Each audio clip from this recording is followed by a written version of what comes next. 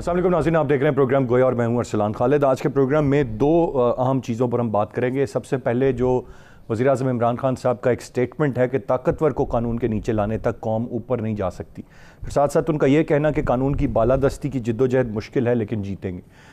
कल इमरान खान साहब ने जहांगीर तरीन साहब के हवाले से अपनी खामोशी तोड़ी। जब सहाफ़ी ने उनसे सवाल किया तो उनका ये कहना था कि लोगों को इस मामले को समझना चाहिए, लोग इस मामले को समझ नहीं रहे।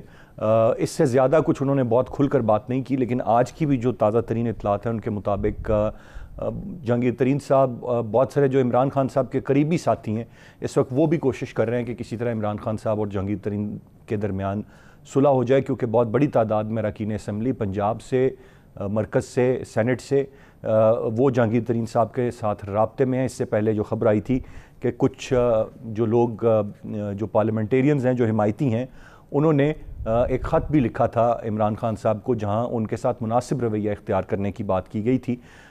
ये सारा मामला मैं चाहूँगा इस पर हम बात करें कि ये किस हद तक मुमकिन हो पाएगा कि खान साहब इसी तरह से आगे चल पाएँ, वो जहांगीर तरीन साहब के मामले को किसी मंतकी अंजाम तक पहुँचा पाएँ या मामलात कोई दूसरी सूरत इख्तियार करेंगे। मैं चाहूँगा इस पर हम बात करें। और इसके साथ साथ एक और अहम इशू जो आज हम देख रहे हैं कि बाइडन ने बाकायदा तौर पर ऐलान किया कि वो 1 मई से अफ़गानिस्तान से अमरीकी अफवाज का इनखला मुमकिन बनाएंगे। अब वक्त आ गया कि वो इस जंग से निकले। फिर ये भी ख़बरें हैं कि हिमायत मांग ली गई है, मदद मांग ली गई है पाकिस्तान से भी, दीगर ममालिक से भी। इसके असरात ख़ित्ते पर क्या होंगे और बिलखसूस ये कि उसके बाद क्या अमन अफ़गानिस्तान में रह पाएगा या वो क़ुव्वतें जिनसे लड़ते लड़ते इतने साल बीत गए दोबारा उन्हीं को ही इक़्तिदार मिल जाएगा, ये मामलात किस तरफ जाएंगे। मैं चाहूँगा कि इस पर हम सेकंड हाफ में बात करें। गेस्ट पार्टिसिपेंट का तारुफ कराने से पहले एक ब्रेक की जाने पड़ूंगा। ब्रेक से वापस आकर गेस्ट का तारुफ कराते हैं और गुफ्तगू का सिलसिला शुरू करते हैं। साथ रहिए।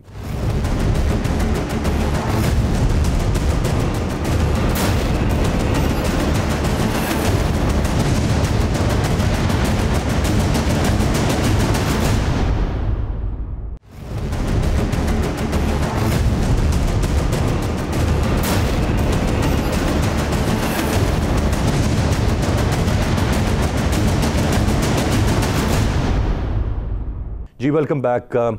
प्रोग्राम में हमें ज्वाइन कर रहे हैं ब्रिगेडियर रिटायर्ड हारिस नवाज साहब, सीनियर तज्जियाकार हैं। बहुत शुक्रिया सर आपके वक्त का। कमर चीमा साहब हमारे साथ मौजूद हैं, दोनों आप सीनियर एनालिस्ट हैं। Thank you very much for joining. Brigadier साहब, गुफ्तगू का आगाज़ भी मैं आपसे करूँगा। इस वक्त जो खान साहब के बयानात हैं और वो ज़ाहिर है कहीं ना कहीं इंटरलिंक्ड हैं, जहाँ वो ताकतवर को कानून के नीचे लाने की बात करते हैं और उनका ये मानना है कि इसी तरह कौम ऊपर जा सकती है। लेकिन अब तक हम देखें तो जितना भी ये हिस्ट्री गुज़िश्ता कुछ 4-5 साल की भी अगर हम तारीख़ देख लें तो ताकतवर अब तक तो कानून के नीचे नहीं आया। उसमें 2.5 साल इस मौजूदा हुकूमत के भी हैं, उससे पहले नवाज शरीफ साहब जब अपने ओहदे से हटे ताकतवर को रगड़ा थोड़ा सा ज़रूर लगता है लेकिन इवेंचुअली रिलीफ मिल जाता है। कल हमने शहबाज शरीफ साहब की ज़मानत भी देखी और यही वो तमाम तर ताकतवर लोग हैं जो आज इक़्तिदार में हैं या जो माजी में इक़्तिदार में थे। किस हद तक ये मुमकिन है? खान साहब की डिटर्मिनेशन स्टेटमेंट बड़ी वाज़ेह है बट प्रैक्टिकली किस तरह से ये पॉसिबल है सर? देखिए अरसलान, बात यह है कि इस चीज़ के लिए जो कि ख़ास तौर पे पीटीआई की पार्टी आई थी उसके मंशूर में यह था कि हमने करप्शन ख़त्म करनी है, लूटा हुआ पैसा वापस लेना आना है। इसके लिए सबसे अहम जो बात थी वो ये थी कि हुकूमत पाकिस्तान, आपके chief justice of Pakistan, superior judiciary और NAB, unless they are in coordination and they had evolved a strategy कि इंसाफ करते हुए आपने पैसा निकालना है और एक्सपेडाइट करना है, ये मुमकिन नहीं है। क्योंकि जब तक जुडिशरी आपका साथ नहीं देगी करप्शन के अंदर आप कुछ भी नहीं कर सकते। आप करें, उधर से आपको स्टे मिल जाता है और रिलीफ मिल जाता है, जमानत मिल जाती है, बात खत्म हो जाती है। साथ ही साथ ये डिसाइड करना चाहिए था कि नैब की कैपेसिटी कितनी हम बढ़ा सकते हैं, नैब की प्रोसिक्यूशन हम कितनी इम्प्रूव कर सकते हैं और साथ ही सुप्रीम कोर्ट उनको टाइम बार कर देते कि ये जो मेगा करप्शन केसेज हैं इनके लिए एक टाइम लिमिट हम रख रहे हैं कि 3 to 6 मंथ्स में मॉनिटरिंग जज होंगे तो मॉनिटर करेंगे, फास्ट स्पीड पे करेंगे और इस पर डिसीजन 6 महीने के अंदर हो जाएगा। फिर इसकी इफेक्टिवनेस होती। आज पाकिस्तान का पैसा लूटा वापस भी आता, पॉलिटिशियन ने यह पैसा दिया होता या जेल में बैठे होते, उनका करियर ख़त्म हो गया होता। ये एसेंशियल स्टेप थे जो नहीं ले सके। इस पे ज़ाहिर है, आई एम श्योर गवर्नमेंट ने कोशिश की होगी, लेकिन कहाँ पर बॉटल नेक है क्या प्रॉब्लम है वो नहीं हो सकी। और ये इमरान खान साहब का देखें, he is sincere in this regard. आपके सामने उन्होंने अगर जहांगीर तरीन को पकड़ लिया, उनके खिलाफ इंक्वायरी कर ली, उनके खिलाफ FIR कट दी, तो आई थिंक जो कि बहुत बड़े इनके इत्तेहादी थे, इनके साथ थे, मुश्किल वक्त में थे, उन्होंने इन्वेस्टमेंट भी की है, पॉलिटिकल बड़े सपोर्ट किया, और आज वो अंडर क्लाउड्स हैं। और जाहिर है कि इमरान खान साहब ने उनसे अलहदगी इख्तियार की है, तो हमें उनको ये क्रेडिट देना चाहिए। इसके लिए अभी भी मैं कहता हूँ कि हुकूमत को चाहिए कि सुपीरियर जुडिशरी, नैब, ये मिले, ये मुल्की मफाद के अंदर ये चीज़ें करनी चाहिए। आप एक डाइवर्जिंग एक्सिस के ऊपर ये काम नहीं कर सकते। You have to converge on one strategy के recover money to be recovered, no more corruption. इसके लिए एक स्ट्रेटजी बनाएं, फिर ये मसला हल होगा। Rightly said. चीमा साहब, अप्रिशिएट करना चाहिए, हम सब करते भी हैं, खान साहब को यकीनन बड़े करीबी साथी थे। मेरा सवाल सर कुछ और है चीमा साहब, जो मैं बात जानना चाह रहा हूँ वो ये है कि ये मंतकी अंजाम को कब पहुँचेंगे मामलात। मैंने जो अभी पहले भी सवाल में बात की वो यही कि रगड़ा ज़रूर लगता है ताकतवर को थोड़ा बहुत, और फिर वो निकल जाता है, ड्राई क्लीन होकर निकल जाता है, ज़मानतें हो जाती हैं, और वन वे और अनदर किसी भी तरह वो मंतकी अंजाम को नहीं पहुँचता। ये कब मुमकिन होगा कि ताकतवर कानून के नीचे आए और फिर मामलात मंतकी अंजाम को पहुँचें? जी बहुत शुक्रिया अरसलान साहब। देखें सर, सबसे पहली बात तो ये है कि नवाज शरीफ साहब को कैबिनेट ने बाहर भेजा है, अदालतों ने बाहर भेजा है, अदारों ने बाहर भेजा है। तो बात तो ये यहाँ पता चलती है कि नवाज शरीफ साहब का बोझ हमारा मुल्क और हमारे अदारे और हमारी अकाउंटेबिलिटी का अपरेटस नहीं उठा सका।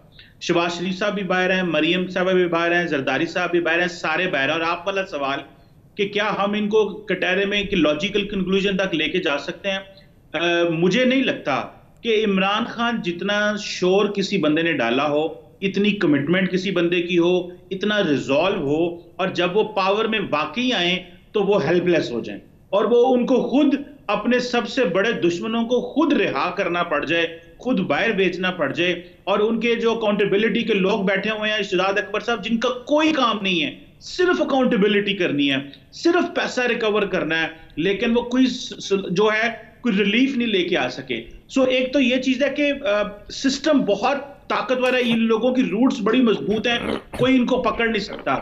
हाँ, जो जहांगीर तरीन साहब वाली सवाल है उसमें यह है कि जैसे इमरान खान साहब को फील हो रहा होगा कि मैं अपोजिशन का तो एहतसाब कर नहीं सका, तो मैं अपने लोगों को कम से कम ये तो बता दूं कि मैंने अपनों का एहतसाब शुरू कर दिया है। और वो जिनको मैंने पाया कि ये लोग इन्वॉल्व थे, तो मैंने ये नहीं देखा कि मेरे कैडर में था, कोई मेरी सफ़ों में खड़ा था या दूसरी सफ़ों में खड़ा था। तो जहांगीर तरीन का एहतसाब करना आसान है, शायद उस तरह वो सिस्टम में मौजूद नहीं है, वो समझते हैं, लेकिन ये बड़ा मुश्किल होगा इसको भी लॉजिकल कंक्लूजन तक पहुंचाना। मेरा ख्याल है कि हमारे यहाँ पे एक पॉलिसी है, वो पॉलिसी है मैक्सिमम ये आई वॉश है सिर्फ। Do you see it as an eyewash only? जी, मुझे ऐसे लगता है कि ये कुछ अरसे के बाद, क्योंकि जो इस वक्त इमरान खान साहब के लोग, नजदीक लोग हैं, उनकी एक पॉलिसी ये भी हो सकती है कि जहांगीर तरीन को इतना इन्वॉल्व कर दो कि वो इमरान खान साहब या हुकूमत के इर्द गिर्द आके हमें तंग ना कर सकें या गवर्नेंस में अपना रोल प्ले ना कर सकें। क्योंकि जहांगीर तरीन का कद इतना बड़ा था कि वो कहीं ना कहीं पे उसने हुकूमत को इन्फ्लुएंस करना था, बेशक उसको सुप्रीम कोर्ट ने बैन भी कर दिया था या डिस्क्वालीफाई कर दिया था। सो यहाँ पे जो आखिरी बात समझने की है कि जहांगीर तरीन जो है वो खान साहब की ही दलदल में फंस गए और साथी जो थे वो खान साहब का साथ देने लग पड़े। लेकिन एक वक्त आएगा कि जहांगीर तरीन भी छूट जाएंगे। पैसा आपको पता है यहाँ पे बहुत चलता है, मसलतें यहाँ पे बहुत ज्यादा है, सो कोई इतनी उम्मीदें नहीं है। जी राइटली सेड। ये एक बड़ा सवाल है, द क्वेश्चन रिमेन्स देयर कि एहतसाब कब अमली तौर पर हो पाएगा। खान साहब के बयानात तो हुकूमत में आने से पहले भी थे, आज भी बयानात वही हैं, कौम ऊपर नहीं जा सकती, ताकतवर को कानून के नीचे लाना है।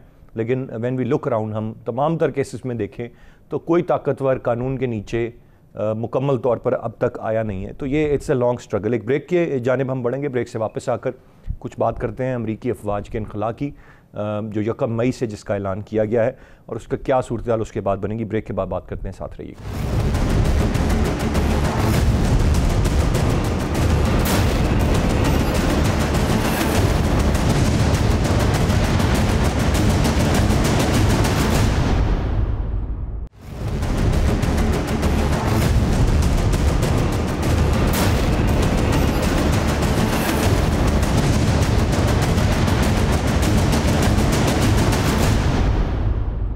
जी वेलकम बैक। ब्रिगेड साहब, कैसे देख रहे हैं आप बाइडन के 1 मई से इनखला के ऐलान को, और इसके असरात क्या होंगे? प्रिसाइज जवाब मैं चाहूँगा, वक्त की थोड़ी कमी है। किस हद तक आप देखते हैं कि इसके असरात खित्ते पर होंगे और क्या अमन रह पाएगा? देखिए अरसलान, मैं तो आई पर्सनली फील के कुछ ना कुछ ट्रुप्स रहेंगे, सारे नहीं जाएंगे। अमेरिका अफगानिस्तान में 200 से 300 या 500 अलकायदा के लोगों को मारने नहीं आएगा। एक तो मुझे बड़ा क्लियर होना चाहिए। They had grand strategical designs, और वो यही था कि आप अफगानिस्तान में आएंगे, सेंट्रल एशिया के माउथ पे बैठ जाएंगे, रशिया को मॉनिटर करेंगे, फिर सिंह के हम प्रॉमिस वही करके जो मुसलमानों की प्रॉब्लम है, चाइना को मॉनिटर करेंगे, ईरान और पाकिस्तान के साथ ही रहेंगे। So this was the design. और फिर इतनी इन्वेस्टमेंट उन्होंने जो की है, अंडरग्राउंड उन्होंने एयर बेसिस बनाए हैं, you think they have just made to leave it? ये कभी भी यहाँ से नहीं जाएंगे। They will keep making excuses. और इस स्टेज पे वैसे भी आई फील के 1 मई को अगर चले जाते तो यहाँ खाना जंगी शुरू हो जाती, क्योंकि जब तक गवर्नमेंट स्टैब्लिश नहीं होगी, एथनिक बैलेंस रिप्रेजेंटेशन नहीं होगी, ये दोबारा लड़ाई होगी और तालिबान आगे जाने के 1 महीने के बाद पूरे अफगानिस्तान पर कब्जा कर लेंगे, ना वो फौज ट्रेन कर सके, ना वहाँ। ब्रिगेड साहब, फिर ये ऐलान क्या है? ये झूठ पर मबनी एक ऐलान है, इसको किस तरह से देखा जाए? लेकिन मैं आई फील के ये अभी भी है और ये आइंदा भी इसी तरह ये एक्सक्यूज होगा कि ये बढ़ाते जाएंगे। 1000-1500 लोग रहेंगे जो कि पूरी सिस्टम उन्हें लगाए हुए मॉनिटरिंग के लिए वो रहेंगे, और हो सकते हैं 1000-1500 चले जाएं, 1000 लोग रह जाएंगे, और यही झगड़ा होता रहे कि अफगानिस्तान के अफगान कभी भी फॉरेन एलिमेंट्स को अपनी सरजमीन पर बर्दाश्त नहीं करेंगे। यानी कि अमेरिका मुकम्मल तौर पर यहाँ से ये नहीं है कि बिल्कुल चैप्टर क्लोज हो जाएगा। वन वे और अनदर यहाँ पर कहीं ना कहीं वो रहेंगे। Majority of their forces will probably with. मैं चीमा साहब आपसे जानना चाहूँगा, how do you see it? आप कैसे देखते हैं इस ऐलान को, और क्या वाकई ऐसा है कि मुकम्मल इनखला नहीं है? किस हद तक इनखला है? देखिए अरसलान साहब, मैं समझता हूँ कि अमेरिका तो अफगानिस्तान से 2014 का जा चुका है। अभी तो ये और वो डिफीट शिकस्त खा के गया था यहाँ पे, जारी बात है। अभी तो वो सिर्फ एक टोन सेट करना चाहते हैं, और खासकर बाइडेन ने आके पाकिस्तान के लिए अरसलान साहब एक टोन सेट कर दिया है। अब मसला ये है कि गनी की हुकूमत उनकी सुनती नहीं है, रीजनल पावर्स उनकी सुनती नहीं है। अमेरिका एक स्ट्रेटेजिक नैरेटिव सेट करना चाहता है, हम अलकायदा को खत्म करने आए थे, वो हमने कर लिया है। अब उनको यह है कि पाकिस्तान के जो है वो कसूरवार ठहराया जाए। ये गंद होगा, और इस गंद की वो जो है ना, हमें पाकिस्तान की डू मोर अभी भी जो स्टेटमेंट आई है उसमें पाकिस्तान को डू मोर का है। और दूसरा ये है कि उन्होंने हमें कोल्ड शोल्डर वैसे ही दिखाना शुरू कर दिया है। क्लाइमेट समिट में उन्होंने बुलाया, डिफेंस सेक्रेटरी इंडिया से अफगानिस्तान जाके हमें कॉल करता है। जॉन कैरी जो उसका एजेंडा था क्लाइमेट का, उसमें वो पाकिस्तान नहीं आया। सो ये एक नई ब्लेम गेम पाकिस्तान के लिए शुरू हो जाएगी। अफगानिस्तान भी उसमें कंफर्टेबल होगा, अमेरिकन भी उसमें कंफर्टेबल होंगे, और ये एक नया महाज है जो खुला रहेगा। और पाकिस्तान का किस हद तक असर रसूख रह चुका है सर अफगानिस्तान पर? अब सवाल यह है, बाकी क्या है कोई असर रसूख पाकिस्तान का अफगानिस्तान? देखिए जी, पाकिस्तान का अफगान हुकूमत के ऊपर तो इतना असर रसूख नहीं है, लेकिन थोड़ा सा असर रसूख तालिबान के ऊपर तो है, और वो पुराना है, और लेकिन पूरा असर रसूख नहीं है, थोड़ा सा है। उस हवाले से अमेरिकन को पता है कि पाकिस्तान की मदद चाहिए, लेकिन मैं समझता हूं कि ये भी कोई इतनी अच्छी चीज नहीं है जी। हमें सिक्योरिटी ऑपरेटर्स के अलावा भी अमेरिका के साथ अपना कोऑपरेशन मजबूत रखना चाहिए। राइटली सेड चीमा साहब, पॉइंट टेकन। मैं बहुत शुक्रिया अदा करना चाहूँगा दोनों रिस्पेक्टेबल गेस्ट का। नाज़रीन, आज के प्रोग्राम से इतने। अरसलान खालिद को इजाज़त दीजिए। अल्लाह ने की बात।